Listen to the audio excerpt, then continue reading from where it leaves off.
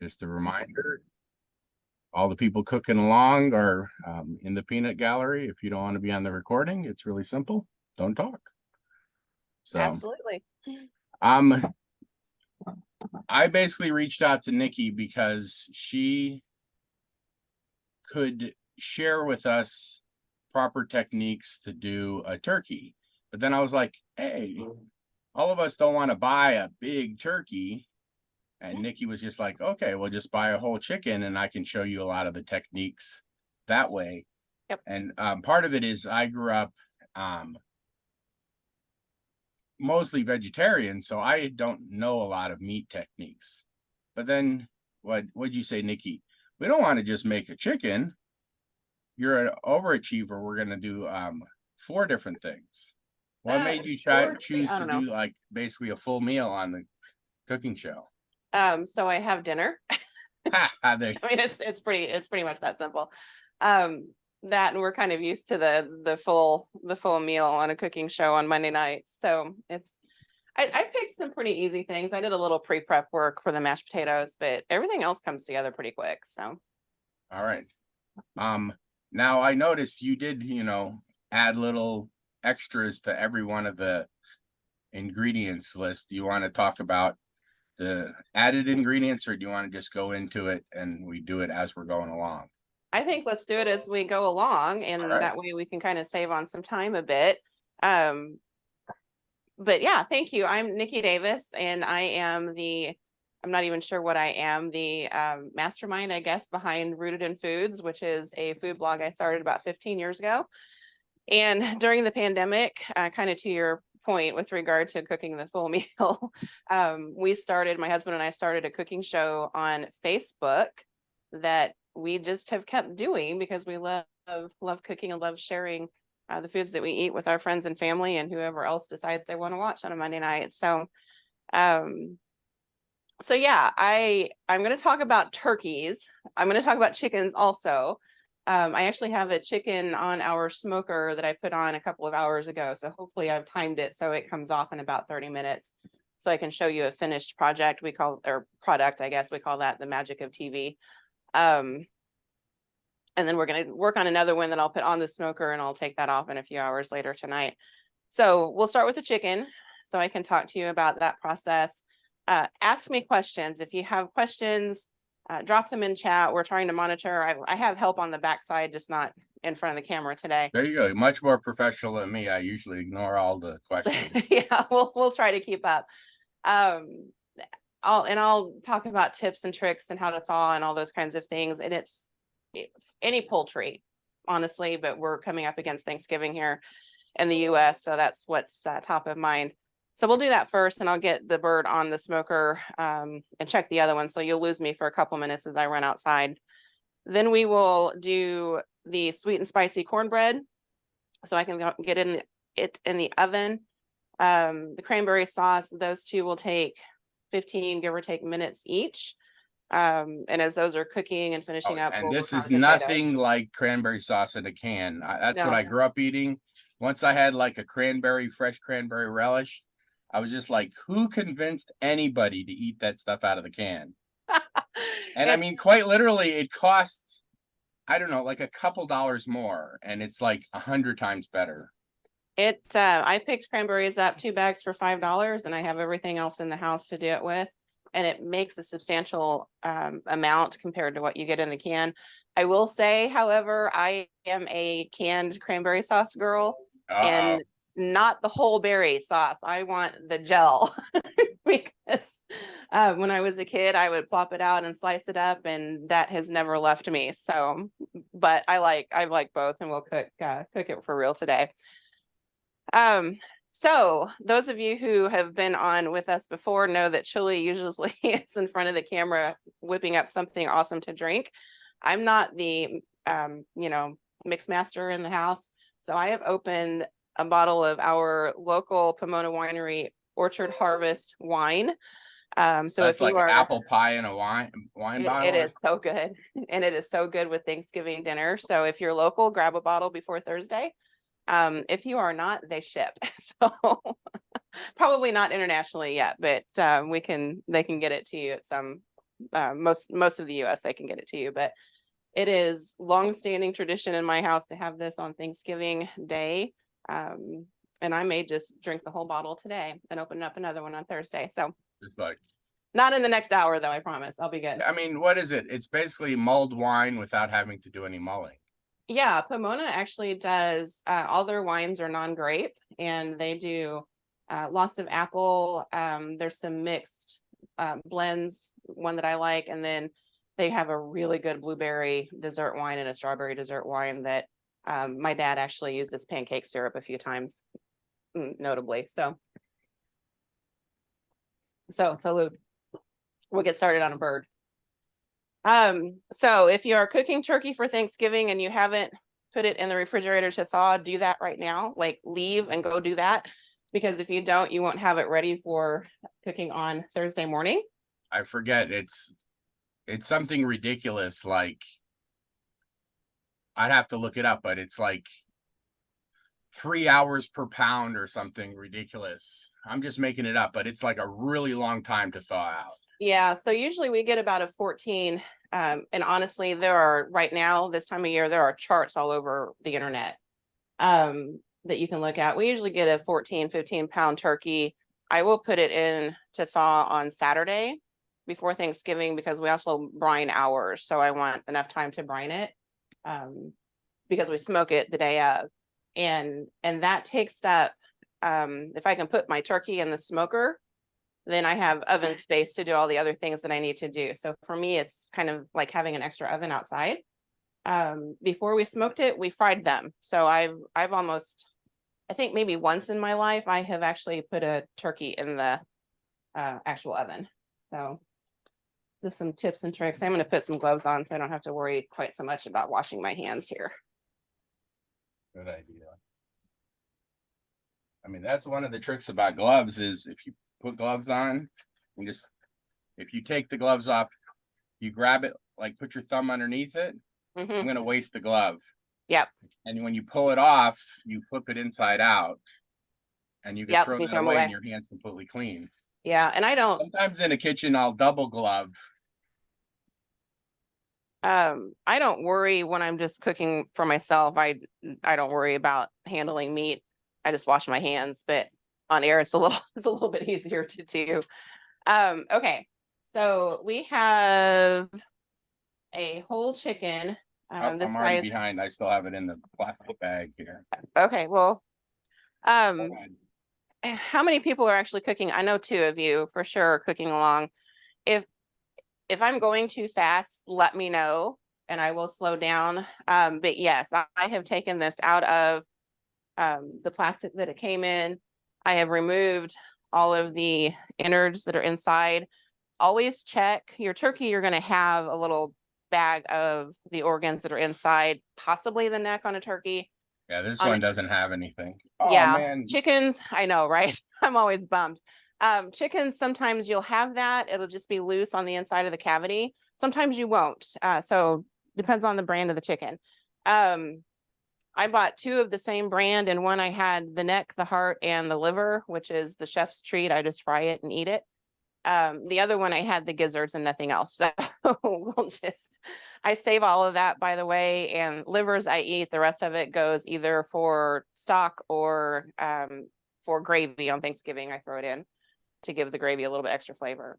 So I have this sitting out. Oh wait, you got shears. I was gonna use my nice big fancy cleaver, but you're gonna want scissors for this for sure. Okay, let's do it. And kitchen scissors will be fine. They should on a chicken. On a turkey, if you do what I'm about to do on a turkey, you might want something a little bit heftier than kitchen shears. Oh, like those heavy duty stainless steel ones. Yeah. So I'm smoking my bird. I got a chat here. What temp should the oven be set to warm up? Okay, so if you're putting this in the oven, you want to start high, and I usually start at 425, and then in about 30 minutes, give or take, bring it down to about 375, 400 at the highest. And what you'll do is get a nice crisp started on the skin, and then you'll get a little bit slower cook on the rest of it. On the smoker, I have a pellet smoker. So in case anybody wants to do that, You're going to smoke low and slow at 250. Chicken will take roughly 2 hours on a smoker. Turkey will take 3, give or take, depends on the size of the turkey.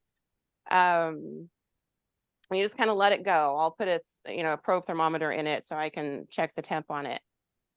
In the oven on a chicken and turkey both, you're looking at roughly 15 minutes per pound. That's the easiest way to think about that.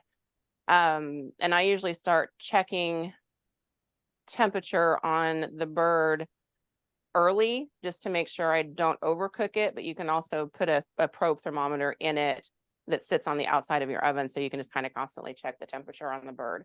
Yeah, I didn't realize how cheap probe thermometers was. I mean, you can get them for like $3 now. You can get decent ones. I have ones that I stick in the bird and run the cable out and have a little, dial on the outside. Turkeys come with the little pop-up things that tell you when the bird is done. I don't trust those in the oven. Sometimes they work, sometimes they don't. If you're doing anything other than cooking the bird in the oven, they won't work at all. So I don't even worry about them. What else can I tell you? Thawing the turkey, much better, or chicken, much better to put it in the refrigerator early enough in the week to have it fully thawed when you need it. For chicken, if you forget, chickens will thaw out pretty quickly. The safest way to do it is to let cold water run over it continuously until it thaws. That will waste a bunch of water. So do your best to, set yourself a reminder, certainly for your turkey. If you use the water method, never, ever, ever, ever, I can't say it enough, use hot water, because that will launch bacteria growth like you wouldn't believe. Now, a common thing I see people do is open a package of chicken and then rinse it in the sink. No need. Well, I say not only no need, but you're spreading any little bit of bacteria all over your sink and water anywhere. Yeah, absolutely. And so don't do that, because you want to have as little bit of, even if there's a little bit of bacteria on it, that salmonella, you spread it all over everywhere. Yeah. And I mean, regardless of that, you're just spreading chicken, all over everywhere. So there's no need. You're going to cook the bird high enough that anything that might be living on the outside of it's going to be, a goner to begin with. So cooking, no matter how you want to flip back over, you want the leg, like right here, stick a thermometer in it. You want this at 175 to be the safest. You can get away with 170 on the breast, which is, I've got my back up here, but on the breast side, you want 165. Okay. Now, I usually pull mine somewhere in the neighborhood of 160 to 63, because there's this thing called carryover cooking, and you'll hit that 175 before it starts to cool down. Yeah, if certainly, it'll keep the temperature will keep going up even if you've taken it out of the heat. Yeah. I've made that mistake a few times with stuff. Yeah. I was like, I have to get it to 165, and then it gets up to like almost 200. Yeah. So juicy, you can brine if you want to. You don't have to. You can brine if you want to. Yep. You can inject if you want to. You don't have to. You can also pull the skin back. I'm not going to do that today, but if you get in right here and kind of wiggle around, stuff like garlic and spices under there. And butter. Butter is your key here. Oh, butter. Yeah. So a handful of tricks to keep your bird, any kind of bird, honestly, juicy. Part of why I like smoking it is because it's low and slow and it stays that way. It stays juicy. You don't run the risk of drying out. What I'm going to do today, though, is something called spatchcocking. And that's a funny name that everybody kind of giggles at. But essentially, we're going to butterfly the turkey. So we're going to cut the backbone, the chicken. I'm already on Thanksgiving morning. We're going to butterfly the chicken by removing its backbone. And I'll just kind of walk you through that process as we do it. Now, I hope so, because I'm already freaked out. Well, I was trying to talk long enough for you to get the bird out of the package. So. Oh, yeah, it's been out forever. Okay. Sorry. If you're smoking, you want a nice dry bird. So pat it off, leave it sit out for 30 minutes to let the skin dry. That'll help it crisp up. Same if you're roasting. But we're going to butterfly it, spatchcock it. season it up with some mustard and some seasoning. Use whatever you want, and I'll explain why the mustard in a minute. But let's get to butterflying the bird. Nobody really knows. I always get this question where the term spatchcock came from. I actually have a lopsided bird here. One side's You're turning it so it's facing me now, huh? Well, I'm turning it so I can get to the backbone easiest. Got it. But it kind of is the combination of old terminology for dispatching the roosters. So like, killing them. And that's where most food people will tell you that term came from. Needless to say, we giggle when we say it. So I have 2 sets of shears. I've got regular kitchen shears on a chicken. These would be fine, or like a little Cornish game hen if you wanted to butterfly those. On a turkey, I would go with actual poultry shears, which is what these are. Super sharp. Yeah, super sharp and super hefty. They're much heavier than regular. And these are new, so I'm going to use them today. I've never used them before. Back here, you can see, well, you might not be able to see it. There's still some feather. Yeah, there's still some feather bones in all of this. If you care, you can pull those out. I usually don't worry about it. Or by the time we cut the back out, those probably will disappear. But they don't pull out easy, so I don't typically worry. We'll just snip them out of there. Now, notice everything I have is red. I've got a red cutting board and a red tray that I'm going to carry to the smoker. Red is for raw meat and only raw meat. Like nothing else will touch these 2 items besides raw meat. And that is to help prevent cross-contamination. All right. So here's the neck of the bird. And if you can't figure out which is the back and which is the breast, if you stand your bird up like it is walking, you can very quickly tell which is the front and which is the back. Down here is the tail. I never thought of that. That's true. Yeah, that's what I tell kids. So like walk it towards me. Okay. Yeah. Just don't imagine all the rest of it still attached, because that gets, bad. So here's this little tailbone. We're going to cut right along the backbone on both sides. Okay. And you can start on either side. Sometimes I have to flip it. So you just threw the little ribs just along the backbone. Yep. Oh, that's actually pretty easy. And it's pretty easy once you get going. Actually, I'm not going to use those because they're not. Now I said that I hit something in the back. Yeah, you'll like right through here where its hips are, you're going to hit a little. Okay, there you go. I did one side already. Harder to get through sometimes. And if you need to turn the bird over around to get to. Yeah, I've always seen people do this with a knife, and it looks so hard to do. I wouldn't even remotely try it with a knife myself. I don't have that kind of muscle. Oh, that was easy. Yeah. Sometimes you get a persnickety one. The one I had this morning was easy. This one's a little. I've got it. Definitely, this is the best part for making soup. Yes, keep this for chicken stock, soup. There we go. I did miss one rib right over here when I first started.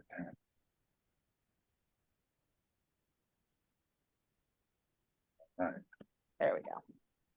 Now on the inside, you're going to see some more organs right here. Leave those attached. You're going to want that for stock, soup, whatever. Chicken and dumplings.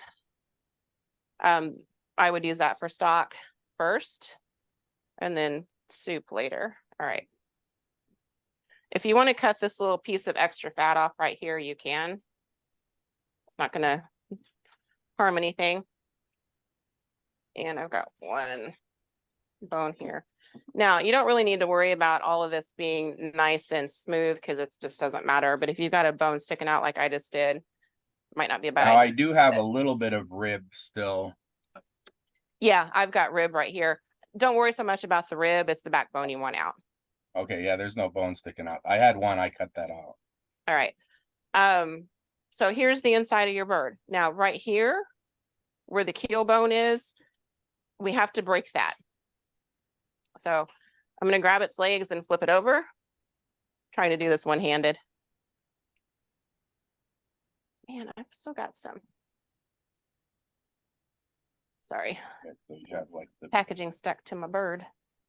All right. When you flip it over, lay it out so you can see its thighs and its leg together. You've got the wings up here, your breast. All right, so this bone right here, we've got a crack. My bird's lopsided. It's kind of funny, actually. So using the heel or the palm of your hand, press down. You may hear it, you may not hear it. Kind of depends on how much it cracks. And use your body weight to press down. Sorry, I'm like in the camera here. Press down. That will crack open just a little bit, and that will lay your bird flatter. And that's what you want. I didn't hear anything, but it definitely went flatter. Yeah. Sometimes you hear it snap, sometimes you don't. All right, so I'm going to transfer my bird to my tray and get this out of the way. Let's see. Flat tray. Yeah, here we go. Now, I'm smoking my bird, so I'm going to do an extra step here that you don't necessarily need to do if you're roasting. You can. There's nothing that says you can't do it, but you don't have to. So I'm actually going to put a binder on mine, and I'm going to use mustard because it won't clog the bird's pores on the skin. You know, it's like good makeup. It won't clog. And it will help keep my seasoning on. And it's the end of my mustard, if you can't tell.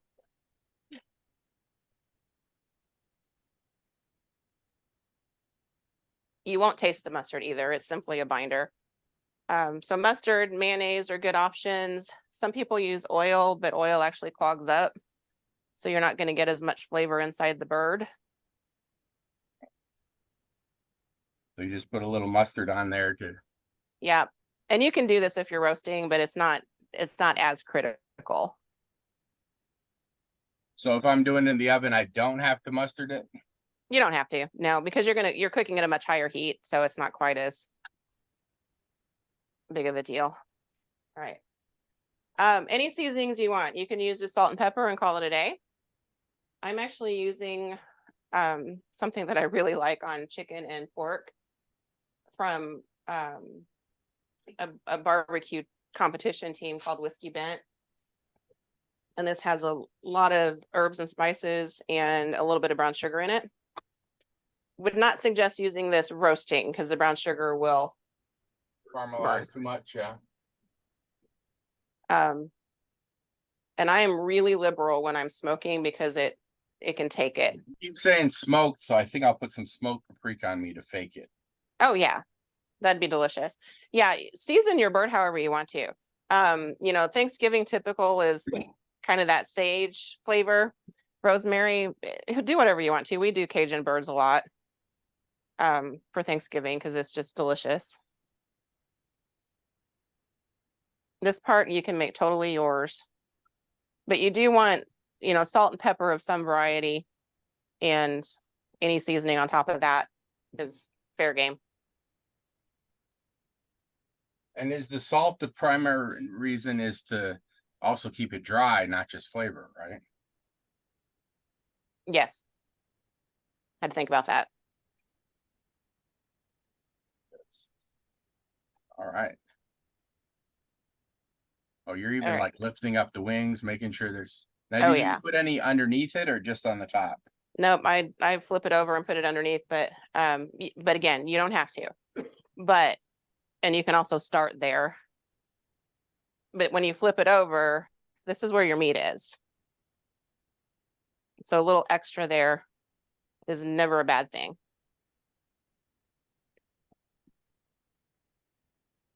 All right. Get in all the nooks and crannies. All right. So my bird is good. I'm going to run this out to the smoker so you guys talk amongst yourselves for a minute. I will be right back. All right. They're just like, this was surprisingly easy. I've always been nervous about. Oh, goodness. Oh God. Come on, Sugar. Cracking it open. But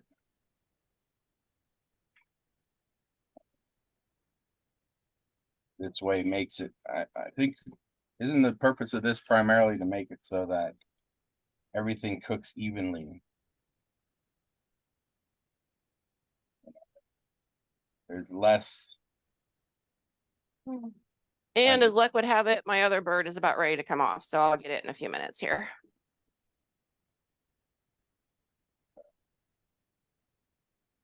I am gonna wash my hands real fast because I've got seasoning on one of them.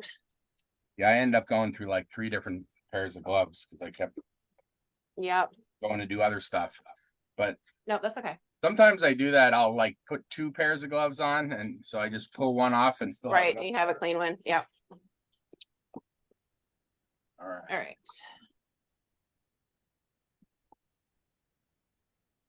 Ta-da! Now I have a stove again. Pop mine in the oven.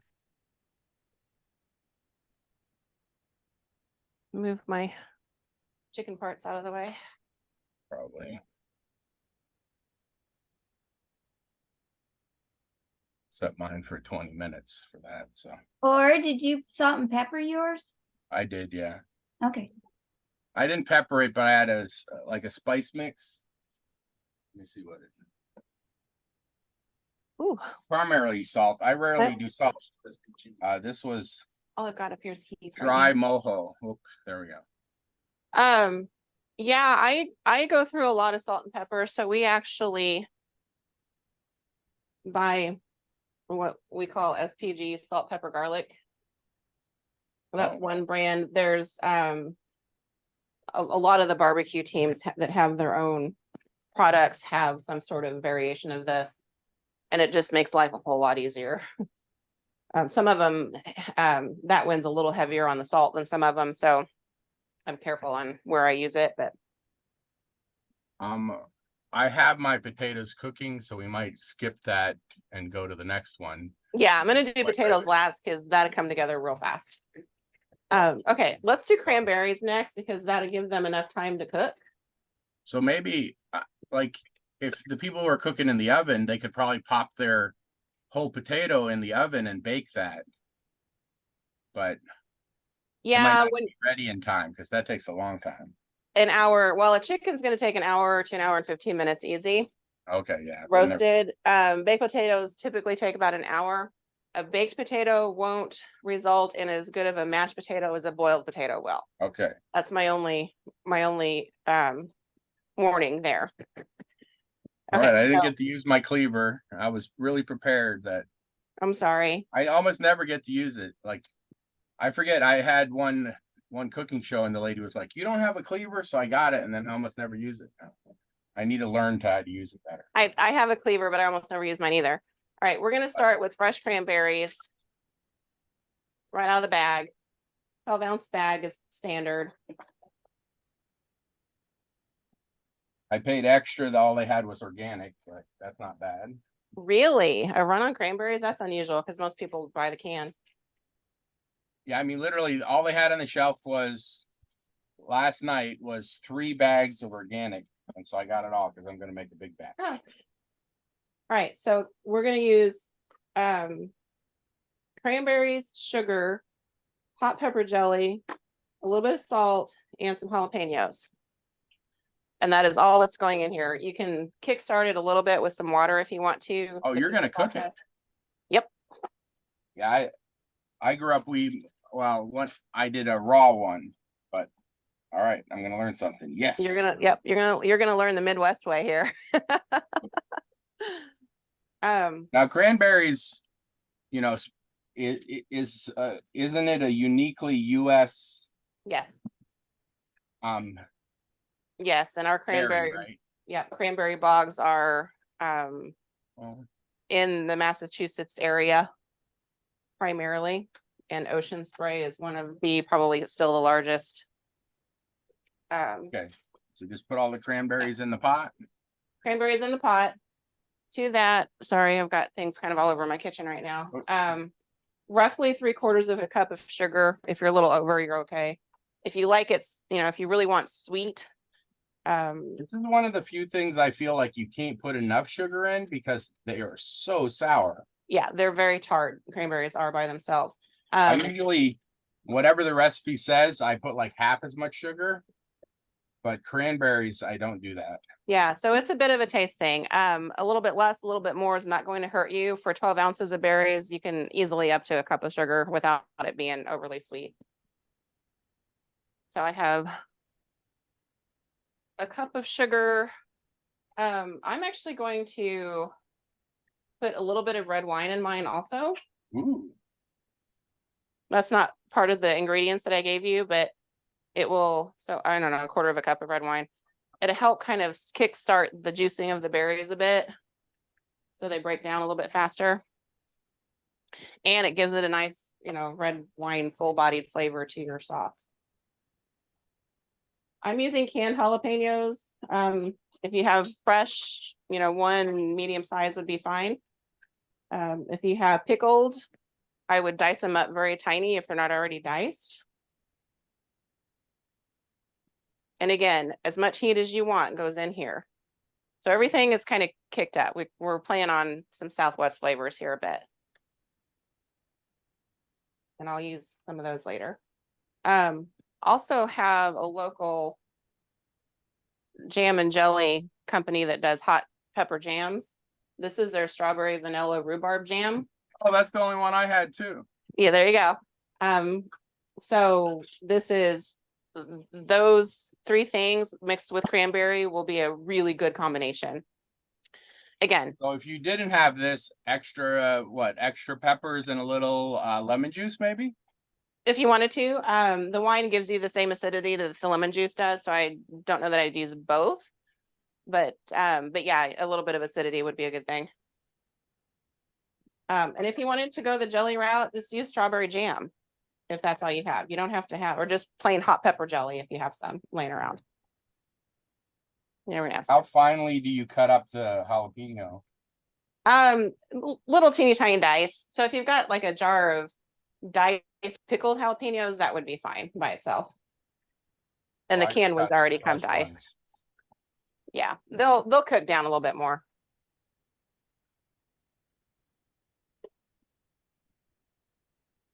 All right, that's all. So far, well, we have cranberry, sugar, jalapenos, and just a little of the spicy jelly. Yep, wine or lemon juice, either one, or some water. And lemon juice. Yeah, I guess I haven't put any water in. Yeah, the wine takes the place of the water. So, and you don't need the water. The sugar is going to melt down and liquefy anyway. It just gives it a head start. So, I'm actually going to put this on a different burner and let it start cooking. So we're going to cook on high, medium high to high. We're going to watch it, but it's going to cook for roughly 15 minutes. And then it'll start kind of breaking down the berries a little bit. You might need to go as long as 20 minutes, but it shouldn't take too long. Unless you just really want it mushy. Or you think I should add just a little bit of water? Yeah. Whee. Yeah, I hear a few of them popping on the bottom. So yeah, once the heat starts hitting them, they'll start doing exactly that. And you can take a potato masher to them too and start breaking them down if you want to. I'm gonna get myself a glass of water. I have this thing that's for meat that I really like.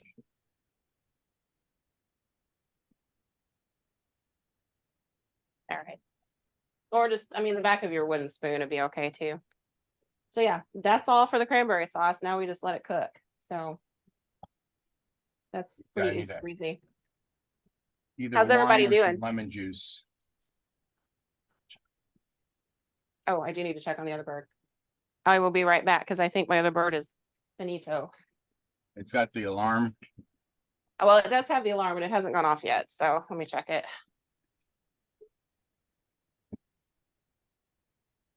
Oh, yeah.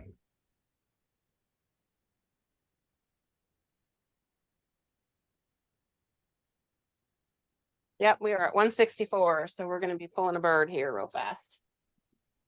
So even though the jalapenos are not cooked at all, you think I can start mashing them now? Yeah, you can. They should cook down. So could I have like just put it in a blender and pulsated it real quick and then did it? But, or is that not really speeded up?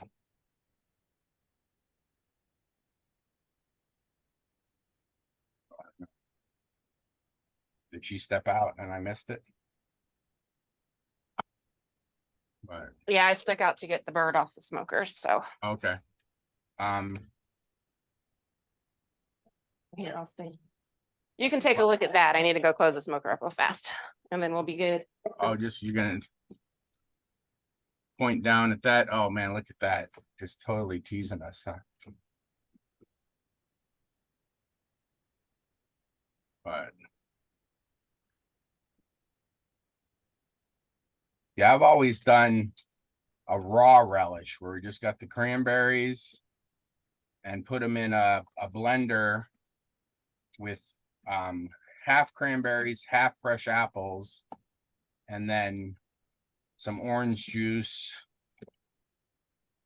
and then just pulsated that together to Oh, make the yeah, raw that would be relish. delicious. And then I mean, if you want to, you could add nuts, but we usually didn't do the nuts in case someone was Smells the allergic, berry. or it really adds a lot of cost to it too. I had a berry jump out of the pot. Yeah, they're popping. But Yeah, so this, I mean, this is pretty similar to making jam. We're just not going to do anything with it other than eat it. Because as this cooks and they start to break down, it starts to thicken on its own. So yeah, we just let it go. so Right, if you're so- making jam like this because it has enough sugar, does it stay good for a long time? In the refrigerator, yes. You would have to, if you're making jam, you would have to, it's so lopsided. You would have to can it to keep it shelf stable for long term. But you can make freezer jam and keep it in the freezer for a few months, or just refrigerate it for, I mean, it's got enough sugar and acid in it, at least a month, easy. Maybe longer.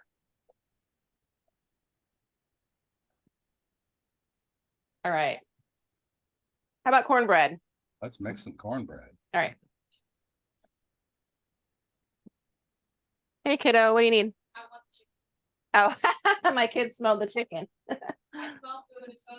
I mean, that was phenomenal looking. But you They said want it was about chicken. 2 hours on the smoker? About 2 hours on the smoker, yeah, low and slow. I put it on a little after 11, so yeah, 2.5. And it Yeah, that's and how I it- usually cook chicken or turkey in the oven. You know, Yeah. I just do low and Um, slow. Like, and the skin is nice and crispy because of everything I put on it. What do you want? all right. I don't think that's really chopping much up. I actually drank it. You want some ice? Get another one? No. Okay. Sorry to interrupt y'all. That was my daughter. Hi. She says hi, everybody. She's camera shy. All right. Actually over here, if you don't mind, thank you. So I cheat with cornbread for a couple of reasons. I grew up with Jiffy cornbread mix. First and foremost. Second, I am not a baker, so this is just safer for me. The little boxes only make 6 muffins, so kind of bear that in mind. This is all I'm going to make today because this is all we need for dinner. But if you have a big family, a lot of people coming over, you'll want more than 1 box of this. So then just extend the recipe to do it. So 1 box, 1 egg, 1/3 cup of milk. We're going to put some jalapenos in here, a little bit of chili powder, and a little bit of butter that I'm going to melt if real you fast. read the on the stove. ingredients, I mean, it's just wheat flour, cornmeal, sugar, lard, and a little bit of baking soda and salt. Yeah, so it's just like a cake mix. It's everything in the box that you would mix up on your own and then stabilizer. So if you're worried So, yeah, about I mean, that I part, usually keep like one of these little boxes. Yep. But I noticed you said in your recipe you wanted the honey one. Mhm. So it took me a little longer to track that down. And I read it on the back and it says dried honey. Yeah, so if you can't find the honey one, just add honey to your mix. But I like the honey one because it balances the hot in the jalapenos. So what is the number of ounces in that packet? Because I don't have it, so I'm gonna kind of mix up my own and It kind of says base Oh, it. gotcha. 8.5. Yeah, 8.5. So if Yeah, you've got okay. a cornbread recipe that's like for a dozen cornbread muffins, just cut it in half. Okay. Or add extra of the other things. Well, here It'll be a can, mystery. It'll be kind of fun. Yeah. I can measure it too. All right. So I need a couple tablespoons of melted butter. So I'm gonna do that on my stove. While I am checking I mean, my typical cornbread recipe is just a cup of, I mean, I personally am gluten free, so I don't put, so I just use the corn flour. So this is, yeah, 1.5 cups, this little package. So it's like Okay. 3/4 of a cup of corn and 3/4 a cup of wheat, probably. But I personally just use the corn. You don't use the flour, yeah. It comes out, it doesn't come out as soft. But then what I'll do is when I'm making cornbread, I'll put a can of cream corn in it. I do that too. And I use this to make corn pudding also. So like extra eggs and cream corn and some other spices sometimes. Here, I'm gonna make sure you guys can see what I'm doing here. Because I don't have great light over here. If you're using the box mix, break up the lumps before you add anything else to it. Yeah. And this is one of those few things that I tend to not use a sifter when I'm baking, but I No. will run the corn meal through the sifter. Although I recently read, if you are baking, don't leave some clumps in there because that actually makes the bread fluff up. Oh, yeah. Little air pockets. Oh, yeah, that would make sense. All right, so I'm going to crack an egg in. Yeah, I'm doubling it. Oh, I need another egg. It's double. Be careful with shell if you're cracking straight into the bowl. So, or what else was in that mix?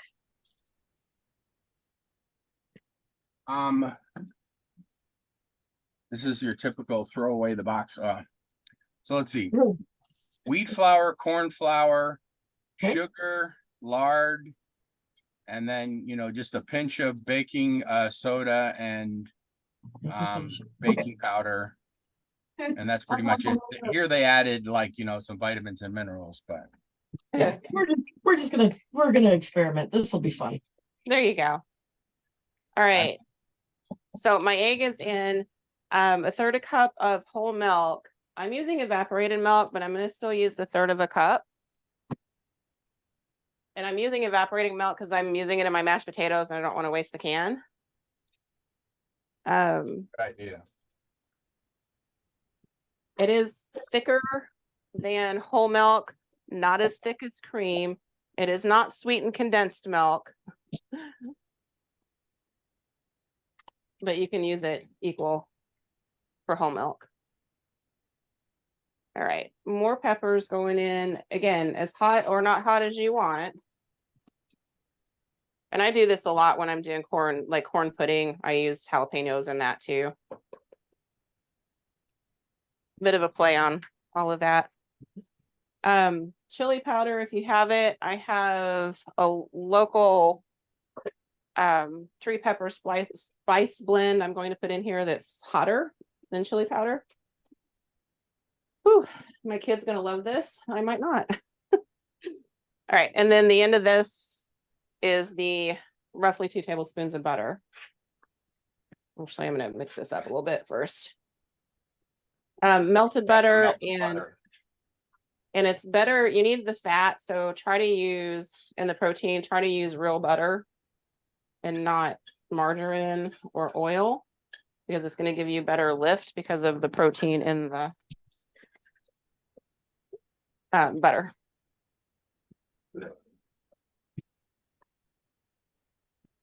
Okay. And just mix it.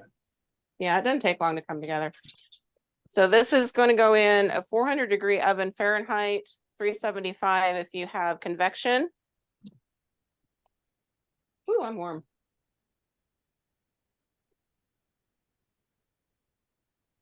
So how much of the chili powder did you put in? Up to a tablespoon. So if you've got like a hot pepper powder, I wouldn't maybe use quite that much, but if you've got just standard chili powder, you can use that much. Smoked paprika would be good if you don't have chili powder. Regular paprika would be fine. A little bit of cumin if you wanted a bit of a smoky flavor. Again, the spices you can kind of mix and match. Any questions in the chat? That was my alarm to turn the chicken down temperature.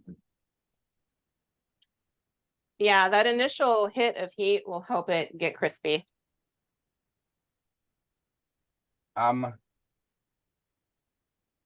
If you're using these packages, how many packages does it take to do just like one baking pan?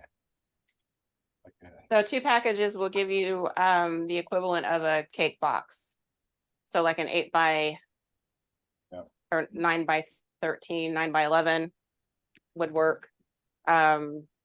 This will give you 1 round cake pan or a small cast iron skillet. Don't ask me how I know. I almost always do my cornbread in cast iron, but we're going to show you how to do muffins today. Oh yeah, that we were doing muffins, so I need to use a muffin tin. Yeah. Oops, I forgot about that. I'm cutting up some jalapenos to it. Wonder how hot I want it. All right. So my muffin tin, I don't have a 6 muffin tin, so I'm using my 12. I keep a spray can of Baker's Joy for baking. So even nonstick pans I use Baker's Joy on. Nonstick pans, however, don't like things like Pam or spray canola oil. Because it will actually break down the pan a little bit. So if you spray your nonstick baking pans, just invest in a can of the Baker's Joy because it's just compressed flour. So it won't do any damage to your pans. So I've sprayed these 6 middle muffin tins right here. And that's going to give me the best even cooking since I'm not using all 12. And you want to fill them no more than 3/4 full, unless you just want them to really puff over the top.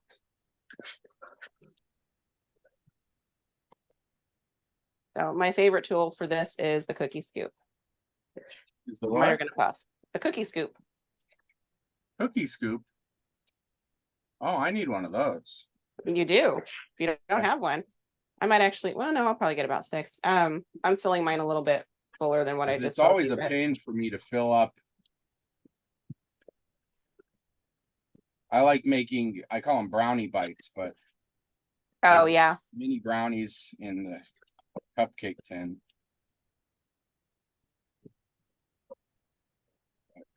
All right, I don't have enough for a 7th one, so I'm gonna overfill a little bit, and you'll see what they do. They just puff up, so no big deal. Hopefully they'll be done before we are. Oh man, this cranberry is looking good. Yeah. All right. Easy breezy. I probably don't have to keep cooking it.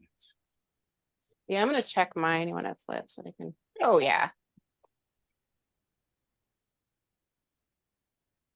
Yeah, I'm gonna turn mine off. They're pretty well done here. I'm going to smash some of them with the back of my wooden spoon. You guys can kind of see here what I'm doing. Yeah, I always smash them when I'm cooking them in the beginning because I'm always afraid. I've had them like shoot out, you know, explode. And I was always afraid of that. All right, Like, I'm gonna start my muffin. I do a shallow pan. Yeah. If you are cooking them, I recommend a deeper pan because they do like when they pop, they kind They of pop. I had one pop out of the pan on me. So yeah. So yeah, like a small sauce soup pan will be fine. But yeah, this is what it turns into. And you can just keep crushing them. I like them a little bit, you know, some of them a little bit whole still. So, and as this sits, it will continue to thicken. As it cools, it will kind of gel. Not like gel, not like the canned stuff, not quite that much. You'll have a little give to it, but you can already see how thick that is. I'm gonna let that cool on the back burner. Let's see, okay. Cranberries don't stain like beets and other red fruits do, so, and vegetables, so you don't really have to worry about that, but thought I'd mention it because they are red. All right, cornbread, if you want to put them back on me, I'm gonna stand here a minute and cool off. Cornbread is in, I've got mine at 375 convection, starting them at 13 minutes, and I'll check them at that point. I And go guess a couple more. I'll What? probably put mine in with the chicken because there's room, because I've Mhm. lowered the temperature, but it'll Mhm. take longer. Yeah, if you're not on convection, it won't take much longer though, and on all honesty. 400 at 15 minutes convection. I usually knock it back a couple to start. Couple minutes. Oop. How's everybody else doing? Almost got. Part of it is I'm doing a triple cornbread recipe, so it's. Well, I can talk more about things. Anybody have like questions, Thanksgiving Day questions, how to balance it all? I'm How much stuff watching do the you clock cook too. ahead of time? You can cook a lot of things ahead of time. In fact, we're gonna do mashed potatoes last here in a bit. You can do mashed potatoes and hold them in what's called a water bath for like hours. So if you cook your mashed potatoes in the morning, make them in a pot that you can sit down in a bigger pot that has a little bit of water in it, and they'll hold warm for a long time. I use all of my gadgets. I use slow cookers, my Instant Pot. You know what I'm doing on the smoker that leaves my oven open for things like dressing and cornbread. I've got a couple of like electric Dutch ovens if I need those. So I get it all out if I need it. It's kind of crazy. The bigger thing with meals like Thanksgiving is getting the timing right. So if you can do things in the days ahead that you can just throw in the oven to let them bake off or reheat, then you're going to save yourself quite a bit of time. Like, I really like making the cookies ahead of time. Oh yeah, and I mean, pies, all mixing them, that. not baking them, Mhm. and then just freezing them, and then it takes like 8 to 10 minutes to actually bake them. Yeah. I start saving bread scraps in like August. I just throw them in the freezer in a bag, and that's what I use for my stuffing or dressing. Technically, there is a difference, but it's the same combination of ingredients. That's always a conversation around Thanksgiving. Let's see. If you're smoking a whole turkey, don't stuff it with anything that you're going to eat because it won't cook enough.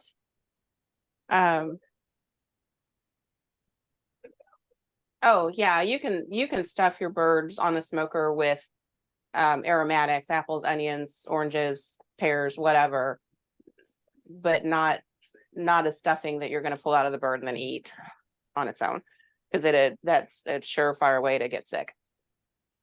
In the oven, you're cooking hot enough and fast enough that it cooks through without any issues, so it works. How you doing on that cornbread? All right, it's in the oven. Let me grab the potatoes now. What? I told you, I'm just gonna like drain the bottle. By the time I go to bed tonight, it'll be empty. Well, let's see. I said that live on air too. Hi, Mom. All right, mashed potatoes. That's our last little bit. So I've got a couple of tricks. And again, those of you who watched us at all or have been on this show with us know that I cook a lot and I entertain a lot. So some of my favorite contraptions are Pampered Chef products. No, I don't sell it. No, these were not given to me, but I love them nonetheless because they're insulated and they'll hold hot food hot for a good solid hour or more, and they'll hold cold food cold for the same. So these come out when I have big things going on and need to be able to keep food warm. In fact, I'll probably put mashed potatoes in this one to keep them warm today. So I've discovered lots of tricks over the years. And what are those bowls or lidded bowls called? Ooh. They are Pampered Chef products, and I actually don't remember their names, but if you get on Pampered Chef's website and just look for insulated serving bowls, they'll come up in the search. This dark teal blue color is new. The white color that just has a lid on it. And actually the lids sit, which is kind of nice. These are a little bit older. So the blue one doesn't have the option It's of all right if I still the think the lid. cranberry is cool enough. Huh. No, what the blue one does have though, that I really do like, is it seals. Kind of like a mason jar seals, has a rubber seal on it, so it's gonna, Actually have a lid. oh, it does sit. I didn't even notice that. Thank you. Oh, cool. I like those. I love these. They're not cheap, but I love them. I hosted a party so I could get these cheap. That's how I get my Pampered Chef. This is a little trivet that you can set it on if you need to. That's built in. And it's got Wow. a vent here, so you can let it vent to cool down, or you can close the vent and keep everything nice and hot and steamy. They're pretty good design. Best ones I've ever had. I've had a few of those kinds of things over the years. All right. Yeah, Potatoes. rarely do I Okey-dokey. find something that's like, ooh, but that sounds good. All right, I did my potatoes in the pressure cooker a while ago, so I'm just now Yep. pulling them out to drain them. I just let them sit in there to stay warm. Me too. I did not peel mine. I like what we call here in the Midwest dirty mashed potatoes. So if Yeah, you leave I the just peel grew up on, and we call those mashed potatoes. yeah. Man, the oven's killing me. I'm like sweating here. Now I The- did mine and I did mine whole. Yeah, that's okay too. You'll probably want to cut them in quarters to make it easier. I have this meat chopper. I don't know if you can see it. It's like We've and got one of those. I love to do because you're just gonna rough cut them. Yeah, well, mine are already cut, so I don't even have to worry about that. I'm just gonna put them in the bowl and mash them. To show if we're just gonna rough cut them. This is all I do. Look. Yep. All right, I'm gonna move some things out of the way here because I'm This gonna is show you my how to do Device this in the for making mixer. mashed potatoes. There we go. But this is really, I think this is really for chopping up meat. It is. But I mean, as long as it's clean, you can use it for other stuff. I wouldn't worry about Right. that. If you've got a This- silicone one. Or the This is rubber just one, a plastic one, hard plastic. yeah, you'd be okay. It is sanitized And enough to be able to use. I bought it specifically to do potatoes because one time I couldn't find a potato masher at someone's house and they had one of these and There you I go. love it. So, All right, so I'll ask, do you want me to show you how to do this with a mixer or by hand? by hand. Okay, then I won't worry about the mixer. One thing I will say is never use a food processor or a blender for your mashed potatoes. You'll get paste. You can use your mixer with the beater attachment if you have a lot. I don't have a lot today, so we're just going to use the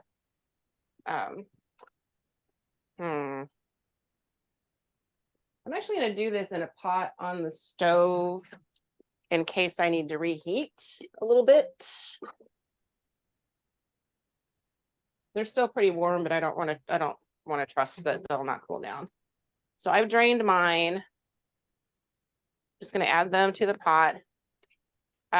If I were doing this for real, I would do all of this in the Instapot, but you guys can't see that. So we're going to shift gears just a bit. If you have an immersion blender, you can use that also.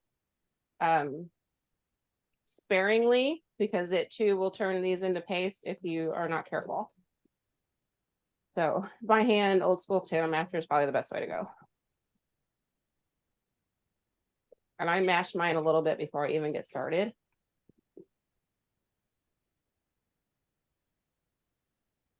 And again, everything's got a little bit of a Southwest flair to it. You don't have to do, plain bland Midwest food for Thanksgiving. That But was about, sometimes you want to have a few dishes that aren't super rich to balance things out. oh yeah, for sure. But we never have that. That's, roughly 3 pounds of potatoes. This is serve. By the time I'm done, 6 probably. Well, yeah, Chili says probably not in this house, and he's probably right. So to But- this, A lot less. I mean, it serves a lot more in the holidays because we have so much other stuff. yeah, true. Unless you have somebody like my husband who doesn't eat the other stuff. Oh. I'm gonna put 6 tablespoons of butter in. No, I'm just gonna put this in. Thank you.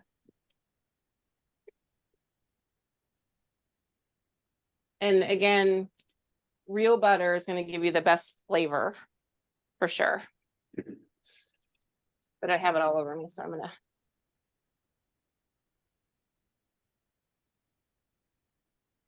Right. I mean, people. Real butter. And I did turn the stove on just to kind of start melting butter and stuff. My potatoes are not hot enough to do that. Oh, those muffins puffed up. I probably could have gotten a couple more, but we're gonna have big muffins. Yeah, I see. Okay. 6 tablespoons of butter. I've got 3 garlic cloves. I'm going to crush right into my pot. Now I do garlic, like sour cream, garlic chive mashed potatoes a lot. I love them. Even if I'm using gravy, I make them that way.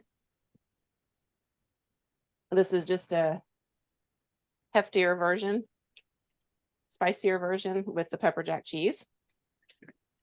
But if you don't want them that hot, use cheddar cheese or just plain Monterey Jack cheese. Excuse me. Yeah, I couldn't find pepper jack. I found the Colby jack. Yeah, that's fine. You can always add spice to these if you want them a little bit hotter. So you're just putting raw garlic in it? Yep. Yeah, because once it's heated back up, the garlic's small enough it'll cook.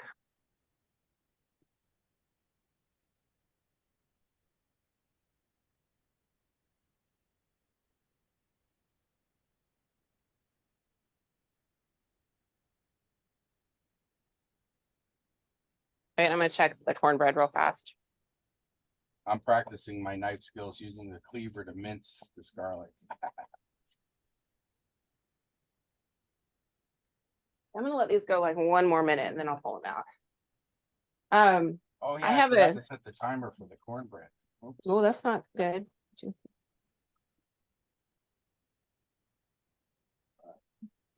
Yeah. I'm getting to you.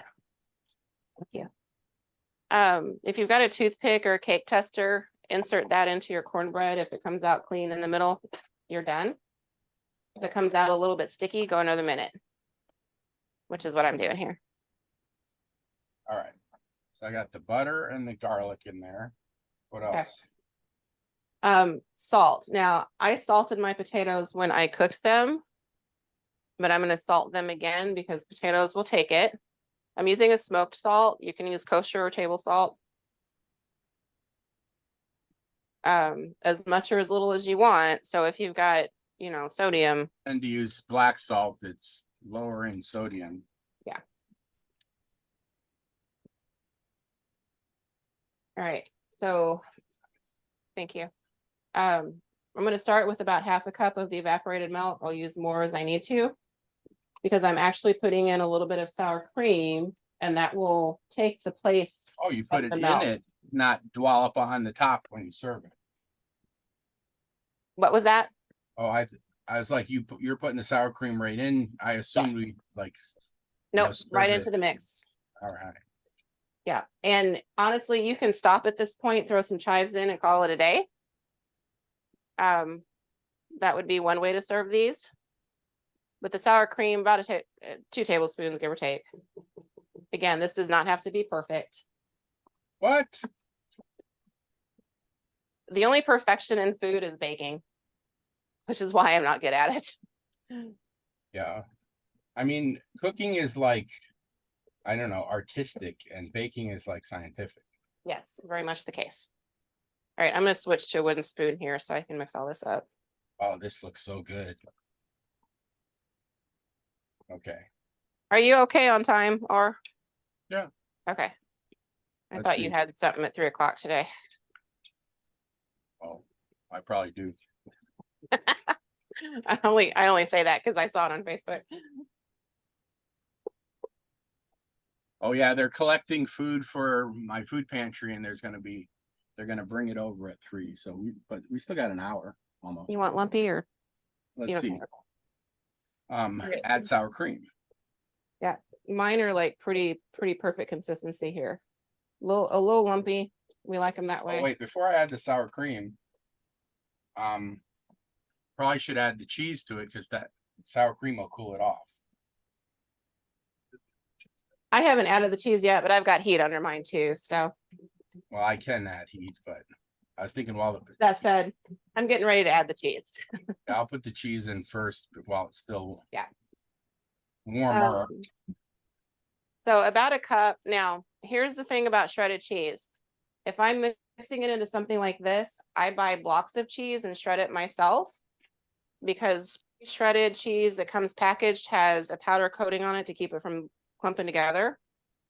And that will not make it won't hurt anything, but it won't be as good of a texture as you will get with doing it yourself. In most cases, that powder is not very good. In this one, they're using potato starch, Okay, so then which is rare. it's like perfect, right? Yeah. Usually they're using cellulose, which is what? Powdered newspaper, basically. Oh, something horrid, yeah. I'm gonna add a little bit of cumin to give it some smoky. And again, if you want extra heat, add some extra heat to it. What'd you say you're putting in? A little bit of cumin just to give it a smoky flavor to go with the. I don't think I've ever put cumin in. Yeah. Now, if you really, if you wanted to go another step, you could put this in a baking dish and throw it in the oven and bake it. So you're kind of good. It won't be a souffle, but it will kind of be that texture. But again, not necessary. Just another fun little step. Okay. My cornbread's out.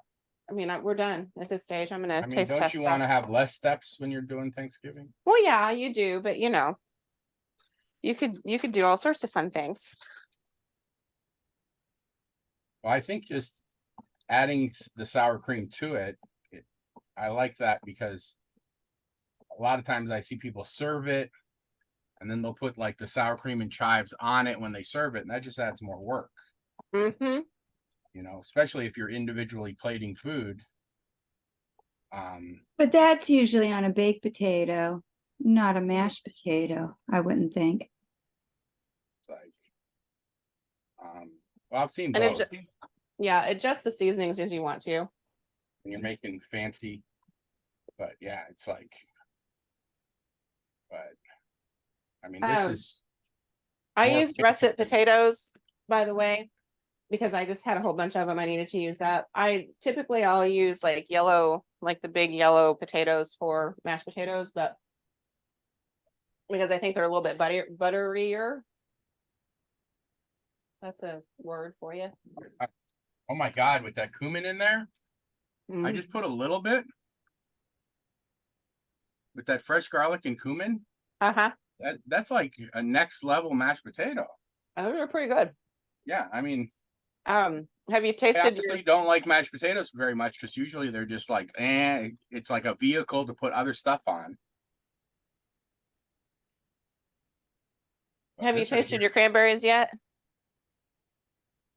Oh yeah, I was pretty quiet about when I tasted it, wasn't I? I'll taste. I haven't done them like this in a long time. And actually, I have never had the fired up jams and jellies to put in it. That's pretty good stuff. Oh my goodness. Woo! Considering how many jalapenos I put in there, mine's Right? not very spicy. So we're done cooking. Do you want me to show you how to break a bird down after it's cooked? Sure, do that real quick. And then, oh my God, that cranberry. Wow.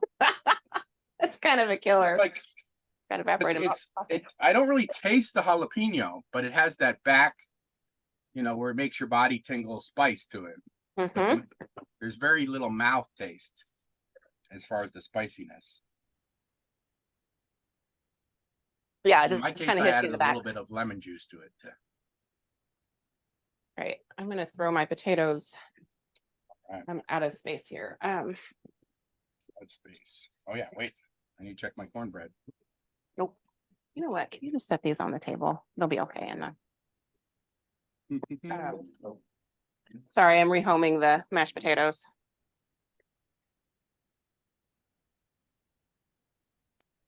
In someone's belly, hopefully. Perfect. Thank you. Okie dokie. Getting something up here I can show you how to get the bird on Mr. Steak board.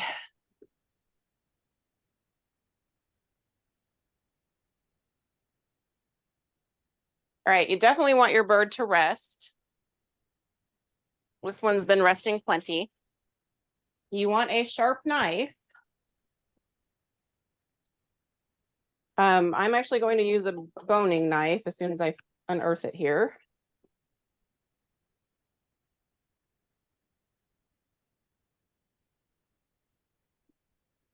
And this is pretty easy because we've already done part of the hard work with the spatchcocking.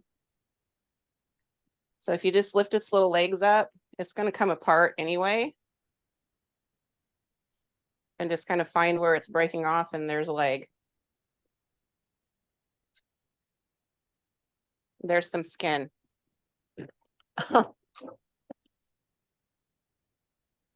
But tastes really good.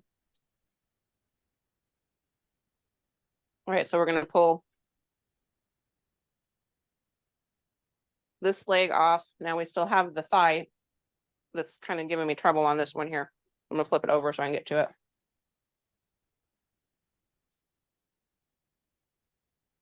There we go. Another little leg and thigh. Wings, you can do the same thing. And there's a little joint right here. I don't, you guys probably can't see that well. Little joint right here. If you can get into that, there's your wing. Try to scoot this over. Give it a bit of a slice to get you going. Pull that wing back. That joint popped right here. And you just cut the meat off.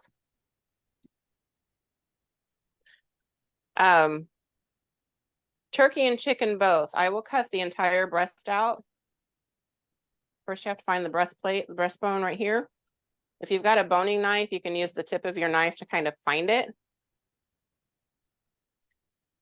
And just wiggle your knife down until you can start pulling that breast away. And it's okay if you miss part of the tenderloin that's in here. That just means you get extras as the chef.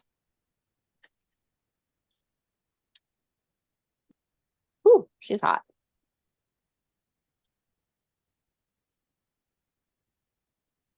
It's also very tasty.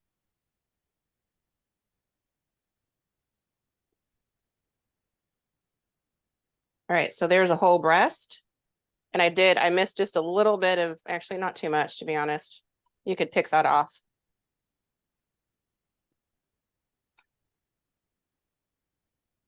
I'm gonna leave that set and I'll get it. It's still a little bit too hot to be handling the inside of it.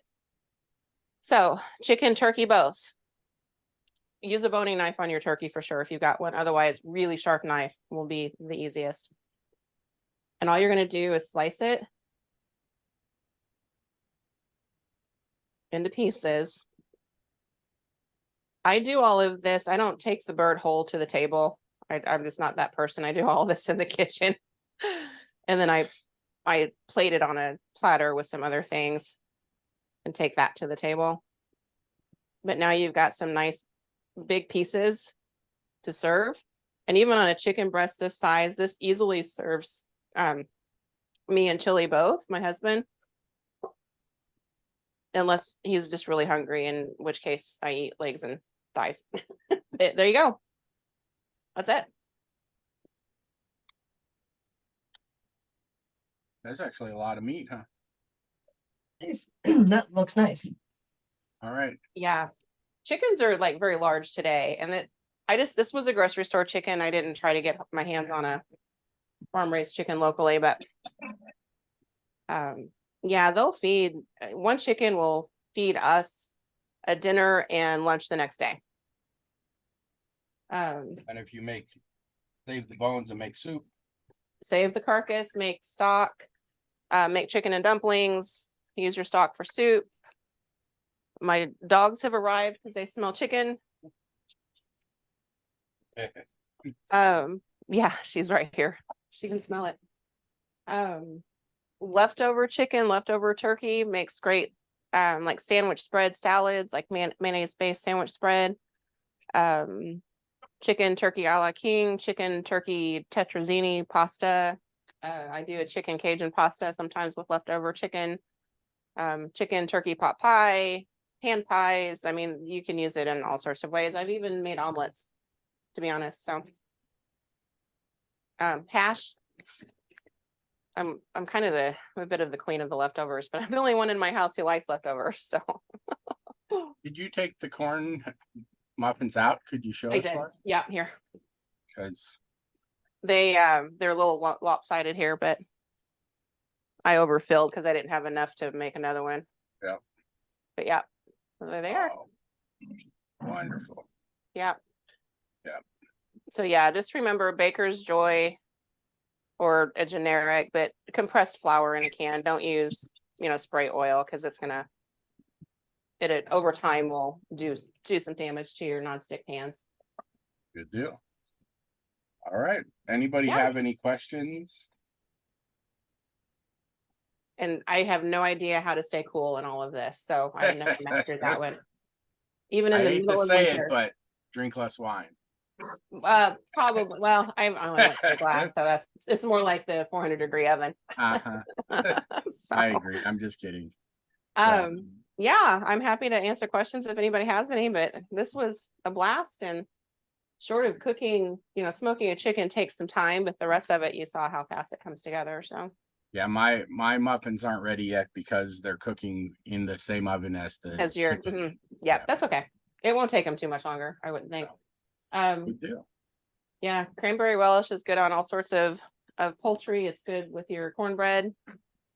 It's clearly good by itself. I've been standing here eating it, so it's yummy. So yeah, we're good. All right. See you again. Absolutely. All right.